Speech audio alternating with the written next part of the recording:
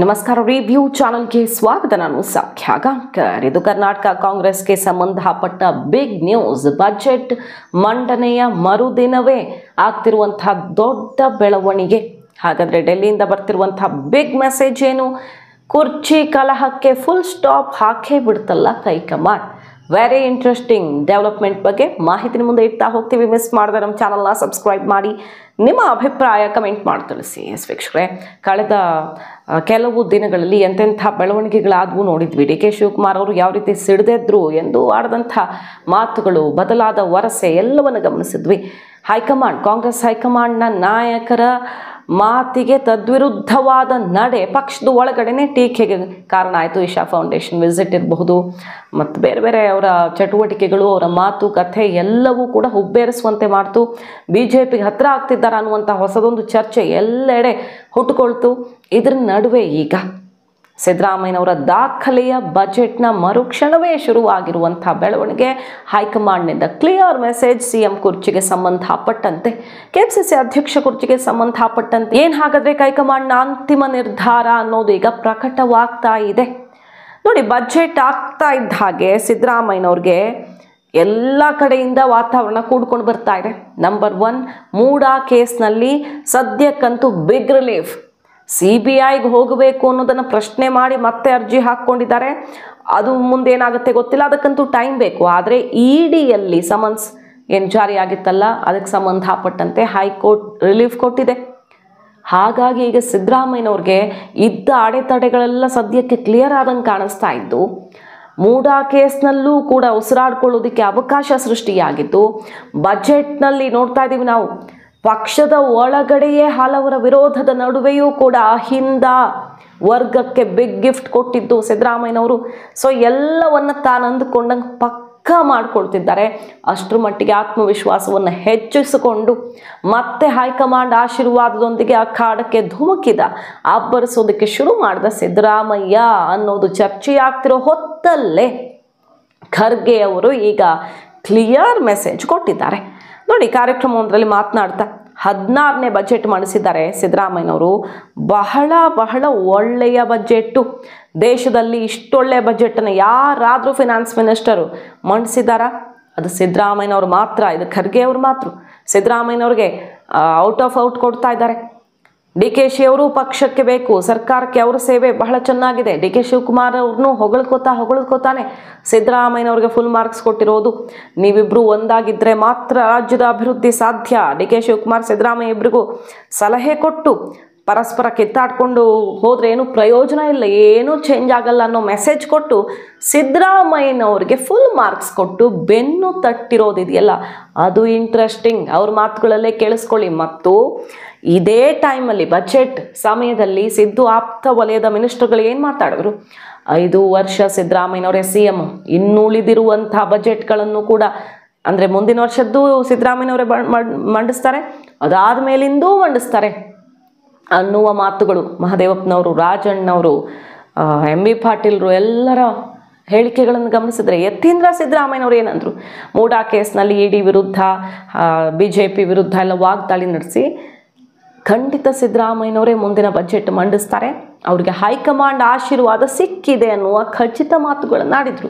ಈ ಹೊತ್ತಲ್ಲಿ ಖರ್ಗೆ ಅವರು ಆ ಮೆಸೇಜ್ ಕ್ಲಿಯರ್ ಮಾಡಬೇಕು. DK ಕ್ಯಾಂಪ್ನ ಶಾಸಕರೆಲ್ಲ ಓಪನ್ ಆಗಿ ನವೆಂಬರ್, ಅಕ್ಟೋಬರ್ ಅಂತ ಮುಹೂರ್ತ ಇಡ್ತಿದ್ದಾರೆ. ಮೊಯ್ಲಿ ಅವರ ಹೇಳಿಕೆ, ಸೀನಿಯರ್ ಅವರು, ಯಾರೋ ದಾರಿಲಿ ಹೋಗೋರು ಮಾತಾಡ್ದಂಗೆ ಆಗಲ್ಲ, CM, ಅದೆಲ್ಲ ಸಂಚಲನ ಸೃಷ್ಟಿ ಮಾಡಿದ್ರು. ಬೆನ್ನಲ್ಲೇ ಕ್ಲಿಯರ್ ಮಾಡ್ತಿದ್ದಾರೆ ಬಜೆಟ್ ಮರುದಿನ. ಖರ್ಗೆ ಅವರು ಎಲ್ಲ ಸರಿ ಇದೆ, ಸಿದ್ದರಾಮಯ್ಯನವರು ಬಹಳ ಚೆನ್ನಾಗಿ ಕೆಲಸ ಮಾಡ್ತಿದ್ದಾರೆ, ಅವರೇ ಮುಂದುವರಿಲಿದ್ದಾರೆ ಅನ್ನುವಂಥ ಸೂಕ್ಷ್ಮ ಸಂದೇಶ, ನೇರ ಸಂದೇಶವನ್ನು ಕೊಟ್ಟಿದ್ದಾರೆ. ಮತ್ತು ಈ ಗಲಾಟೆ, ಗಲಭೆ, ಕಿತ್ತಾಟ ಇದೆಲ್ಲ ಏನೂ ಅವಶ್ಯಕತೆ ಇಲ್ದಿರೋದು, ಏನೂ ಪರಿಣಾಮನೂ ಬೀರದಿರೋದು, ಒಗ್ಗಟ್ಟಾಗಿ ಹೋದರೆ ಎಲ್ಲ ಸರಿ, ಇಲ್ದಿದ್ರೆ ಇಲ್ಲ, ಬಿಟ್ಟಾಕಿ ಅನ್ನೋ ರೀತಿಯಲ್ಲಿ ಡೈರೆಕ್ಟ್ ಹಿಟ್.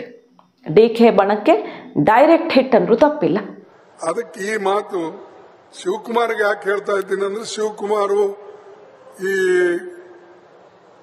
ಸಿದ್ದರಾಮಯ್ಯ ಇಬ್ಬರು ಸೇರಿದ್ರೆ ನಮ್ ಕೆಲಸ ಆಗ್ತದೆ, ಇಲ್ಲದ್ರೆ ಹಿಂಗಾದ್ರೆ ಕಷ್ಟ. ಅದಕ್ಕೆ ನಾವೆಲ್ಲ ಹಿಂಗೆ ಹೋಗ್ಬೇಕು ಅಂತ ನಮ್ದೊಂದಿದೆ. ನಾನು ಹೇಳೋದೇನಂದ್ರೆ, ಈ ಶಿವಕುಮಾರ್ ಸಿದ್ದರಾಮಯ್ಯ ಹಿಂಗೋದ್ರೆ ಸರಿ, ಹಿಂಗೋದ್ರೆ ನಮ್ಗೆ ತೊಂದರೆ. ಅದಕ್ಕೆ ನನಗೆ ನನಗೆ ನನಗೆ ನನಗೆ ರಸ್ತೆ ಬೇಕು, ನನಗೆ ಸ್ಕೂಲ್ ಬೇಕು, ನನಗೆ ನೀರಾವರಿ ಬೇಕು, ನನ್ನ ಆರೋಗ್ಯ ಕೇಂದ್ರಗಳು ಬೇಕು. ನಮ್ಮ ಜನ ಬಹಳ ಮುಗ್ಧ ಜನ. ನಮ್ಮ ಡೆಪ್ಟಿ ಚೀಫ್ ಮಿನಿಸ್ಟರ್ನು ಕೂಡ ಅನೇಕ ಅವರ ಕಾರ್ಯಕ್ರಮಗಳು ಈ ಭಾಗದಲ್ಲೂ ಮಾಡಿದ್ದಾರೆ, ಎಲ್ಲ ಕಡೆ ಮಾಡಿದ್ದಾರೆ.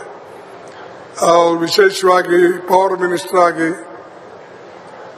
ಇರಿಗೇಷನ್ ಮಿನಿಸ್ಟರ್ ಆಗಿ ಮತ್ತು ನಮ್ಮ ಕಾಂಗ್ರೆಸ್ ಪಕ್ಷದ ಅಧ್ಯಕ್ಷರಾಗಿ ಅನೇಕ ರೀತಿಯಿಂದ ಅವರು ಪಕ್ಷಕ್ಕೆ, ಸರ್ಕಾರಕ್ಕೆ, ಜನರಿಗೆ ಸೇವೆ ಮಾಡಿಕೊಂಡು ದುಡ್ಕೊಂಡು ಬಂದಿದ್ದಾರೆ. ನಾನು ಅವರಿಗೂ ಹಾಗೂ ಸಿದ್ದರಾಮಯ್ಯನವರಿಗೂ ನನ್ನ ವತಿಯಿಂದ, ನಿಮ್ಮ ವತಿಯಿಂದ ಅಭಿನಂದಿಸ್ತೇನೆ. ಹೀಗೆ ಒಂದಾಗಿ ನೀವು ಹೋಗಿ ರಾಜ್ಯದ ಅಭಿವೃದ್ಧಿ ಕಡೆ ಹೆಚ್ಚಿನ ಗಮನವನ್ನು ಕೊಡ್ರಿ. ಸೊ ಇದೆಲ್ಲವನ್ನ ನೋಡ್ಕೊಂಡು ಈಗ ಡಿ ಕೆ ಶಿವಕುಮಾರ್ ಅವರು ಕಂಗಾಲಾದ್ರ, ಕೈಪಾಳಿದಲ್ಲಿ ಇನ್ನೇನು ಆಪ್ಷನ್ ನನಗೆ ಉಳ್ಕೊಂಡಿಲ್ಲ ಈ ಅವಧಿಗೆ, ಇನ್ನೇನಿದ್ರು ನಾನು 28ರ ಎಲೆಕ್ಷನ್ಗೆ ಟ್ರೈ ಮಾಡಬೇಕು, ಅಲ್ಲೂ ಸುಲಭ ಇಲ್ಲ. ಸತೀಶ್ ಜಾರಕಿಹೊಳಿ ಅವರು ರೆಡಿಯಾಗಿ ನಿಂತಿದ್ದಾರೆ. ಆದರೆ ಈಗ ಬಿಟ್ಟು ಕೊಟ್ಟೆ, ಅಧಿಕಾರ ಹಂಚಿಕೆ ಮಾತಾಗಿತ್ತು. ಆದರೂ ಕೂಡ ಸಿದ್ದರಾಮಯ್ಯನವ್ರನ್ನ ಕೆಳಗಿಳಿಸಿದ್ರೆ ಪಕ್ಷಕ್ಕೆ ಡ್ಯಾಮೇಜ್ ಆಗುತ್ತೆ, ಅಹಿಂದ ವರ್ಗ ಸಿಡಿದೇಳಬಹುದು, ಯಡಿಯೂರಪ್ಪನವ್ರ ಕಥೆ ಆದಂಗೆ ಆಗಬಹುದು, ಕಾಂಗ್ರೆಸ್ ಕೂಡ ಹಾಗೆ ಮಾಡ್ತು ಅಂತ ಅದರ ಪರಿಣಾಮ ಎಲೆಕ್ಷನ್ ಮೇಲೆ ಆಗಬಹುದು. ಸೊ ಏನು ಮಾಡೋಕ್ಕಾಗಲ್ಲ, ಹೈಕಮಾಂಡ್ ನಿರ್ಧಾರಕ್ಕೆ ನಾನು ಬದ್ಧನಾಗಿರಬೇಕು, ಬಟ್ ಮುಂದಿನ ಚುನಾವಣೆ ನಾಯಕತ್ವ ನನ್ನದೇ ಆಗಿರಬೇಕು ಅನ್ನೋ ರೀತಿಯಲ್ಲಾದರೂ ಅವರು ಹೆಜ್ಜೆ ಮುಂದಿಡೋಣ, 28ಕ್ಕೆ ಈಗ ಸುಮ್ಮನಿರೋಣ ಅನ್ನೋ ನಿರ್ಧಾರಕ್ಕೆ ಬರೋದೊಂದೇ ಆಪ್ಷನ್. ಅದನ್ನು ಅವರ ಮಾತುಕತೆಯಲ್ಲಿ ತೋರಿಸ್ತಾ ಇದ್ದಾರೆ. ಬಜೆಟನ್ನು, ಸಿದ್ದರಾಮಯ್ಯನವರ ಬಜೆಟನ್ನು ತನ್ನ ರಾಜಕಾರಣದ ಇತಿಹಾಸದಲ್ಲಿ ನಾನು ಕಂಡಂತಹ ಬಜೆಟ್ಗಳಲ್ಲಿ ಅತ್ಯುತ್ತಮ ಅಂತ ಬಣ್ಣಿಸಿದ್ದಾರೆ. ಸಿದ್ದರಾಮಯ್ಯನವ್ರಿಗೆ D K Shivakumar full marks ಕೊಟ್ಟಿದ್ದಾರೆ.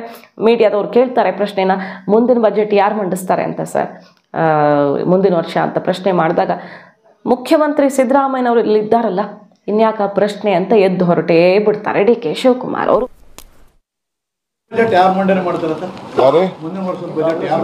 ಒಳ್ಳೆ ಕತೆ. ಸಿದ್ದರಾಮಯ್ಯನವರು ಚೀಫ್ ಮಿನಿಸ್ಟರ್ ಇದ್ದಾರೆ, ನೋಡಿ ನೆಕ್ಸ್ಟ್ ಬಜೆಟ್ ಅವರೇ ಮಂಡಿಸ್ತಾರೆ.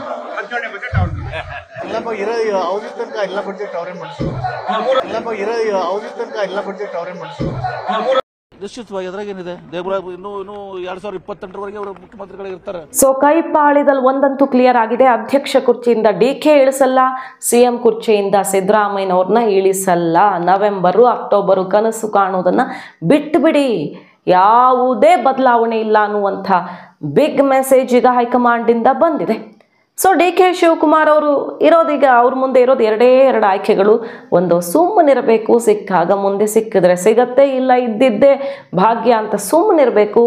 ಇಲ್ಲವಾದಲ್ಲಿ ದೊಡ್ಡ ರಿಸ್ಕನ್ನು ತಗೊಳ್ಬೇಕು, ಏನಾದರೂ ಆಗಲಿ ಅಂತ ರಿಸ್ಕ್ ತಗೊಳ್ಬೇಕು. ಡಿ ಕೆ ಶಿವಕುಮಾರ್ ಅವ್ರಿಗೆ ಸದ್ಯಕ್ಕಂತೂ ಕಂಡ ಕನಸು ನನಸಾಗೋ ಥರ ಕಾಣಿಸ್ತಾ ಇಲ್ಲ. ಇವತ್ತು ಮಹಿಳಾ ದಿನಾಚರಣೆ ವಿಶೇಷ ಕಾರ್ಯಕ್ರಮದಲ್ಲಿ ಡಿ ಕೆ ಶಿವಕುಮಾರ್ ಅವರ ಮಗಳು ಕೆಲವು ವಾಹಿನಿಯಲ್ಲೆಲ್ಲ ಸಂದರ್ಶನದಲ್ಲಿ ಭಾಗಿಯಾಗಿ ಮಾತನಾಡಿದ್ದಾರೆ.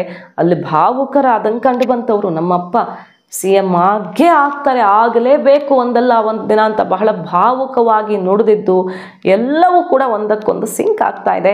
ಡಿ ಕೆ ಶಿವಕುಮಾರ್ ಅವರಿಗೆ ಕೈಗೆ ಬಂದ ತುತ್ತು ಜಾರಿ ಬಿದ್ದಂತಾಗಿದೆ ಈ ಸನ್ನಿವೇಶಕ್ಕೆ ಅಂತ. So what next? ಸುಮ್ಮನಿರ್ತಾರ ಡಿ ಕೆ ಶಿವಕುಮಾರ್? ಅದು ಅನಿವಾರ್ಯವಾಯ್ತಾ? ಡಿ ಕೆ ಮುಂದಿನ ನಡೆ ನುಡಿಗಳಲ್ಲಿ ಇದಕ್ಕೆಲ್ಲ ಉತ್ತರ ಸಿಗಬೇಕು. ಸಿದ್ದರಾಮಯ್ಯನವರಂತೂ ಬಹಳ ಸ್ಟ್ರಾಂಗ್ ಆಗಿ ಕೂತಿದ್ದಾರೆ. ಬಜೆಟ್ ಬಳಿಕ ಮತ್ತಷ್ಟು ಬಲದೊಂದಿಗೆ ಅವರ ಟೀಮ್ಗೆ ಇನ್ನಷ್ಟು ಉತ್ಸಾಹ, ಉಲ್ಲಾಸ ಎಲ್ಲ ಸಿಕ್ಕಿಬಿಟ್ಟಿದೆ. ಈಗ ನೋಡೋಣ ಮುಂದಿನ ದಿನಗಳಲ್ಲಿ ಏನಾಗುತ್ತೆ ಅಂತ. ಮಾಹಿತಿ ನಿಮ್ಗೆ ಇಷ್ಟ ಆಗಿದ್ರೆ ಮಿಸ್ ಮಾಡಿದ್ರೆ ನಮ್ಮ ಚಾನಲ್ನ ಸಬ್ಸ್ಕ್ರೈಬ್ ಮಾಡಿ, ನಿಮ್ಮ ಅಭಿಪ್ರಾಯ ಕಮೆಂಟ್ ಮಾಡಿ ತಿಳಿಸಿ. Thank you.